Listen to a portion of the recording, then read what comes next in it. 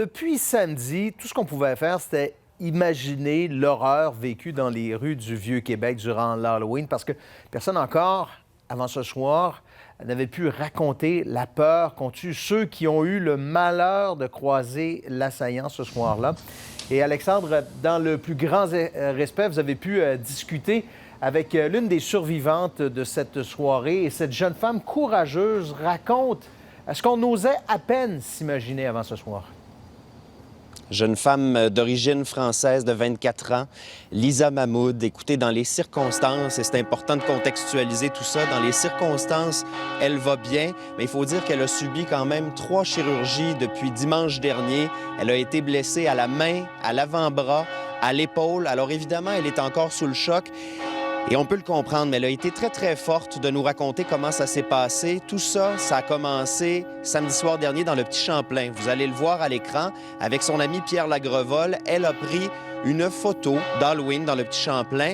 Et là, en revenant vers leur domicile, en passant ici sur la rue de Buade, en marchant ici, en arrivant au coin de la rue du Trésor, eh bien, c'est ici qu'ils ont été attaqués, elle et son ami de 26 ans. Vous allez entendre l'extrait, c'est un petit peu difficile à écouter, mais c'est ce qu'elle voulait nous raconter. Il a commencé à attaquer Pierre, coup à la tête, puis coup à l'épaule. Pierre est tombé. J'ai essayé de le repousser, de me mettre d'essayer de nous défendre. Puis ça a été à mon tour. Je suis tombée au sol.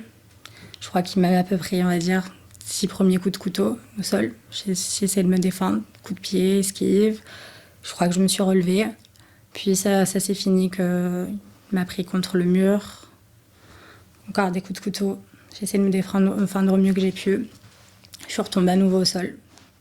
Puis je pense qu'il allait apporter le dernier coup final qu'il aurait dû mettre. Puis là, Pierre a crié de toutes ses forces. J'ai jamais entendu un cri comme ça, honnêtement. Et là, ils ont tenté de s'enfuir. En fait, ils ont réussi à s'extirper des griffes du tueur, ont tenté de se réfugier dans un petit restaurant ici qui malheureusement a été fermé. La suite de l'histoire est connue. Ils ont été secourus par des bons Samaritains dans l'escalier Frontenac. Les secours sont arrivés peu de temps après. J'ose la question, puis je sais qu'il est tôt, mais comment est-ce qu'elle envisage l'avenir avec le traumatisme qu'elle a vécu? Bruno, la leçon de courage qu'on doit tirer, elle est là. Elle est coiffeuse, Lisa Mahmoud. Son chirurgien lui a dit que sa carrière n'était pas menacée. Après de la réadaptation, elle pourra reprendre le métier, mais surtout, elle veut rester ici, à Québec, et elle refuse de sombrer dans la peur. Je vous propose de l'écouter à nouveau. J'aime toujours autant Québec, vraiment. Je sais que je vais rentrer quelque temps auprès de ma famille en France, mais je sais aussi dans ma tête que j'aimerais revenir à Québec plus tard.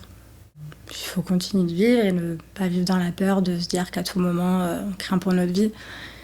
On s'accroche à la vie. Alors, on lui a tendu la main. C'est elle qui a accepté de nous parler. Dit-elle parce qu'elle veut que tout le monde sache. Elle dit que ce n'est pas elle qui doit avoir honte, mais bien le tueur qui doit avoir honte. Et elle tient surtout à remercier tous les Québécois, toutes les Québécoises qui lui ont démontré du soutien depuis la fin de semaine dernière. Merci, Alexandre.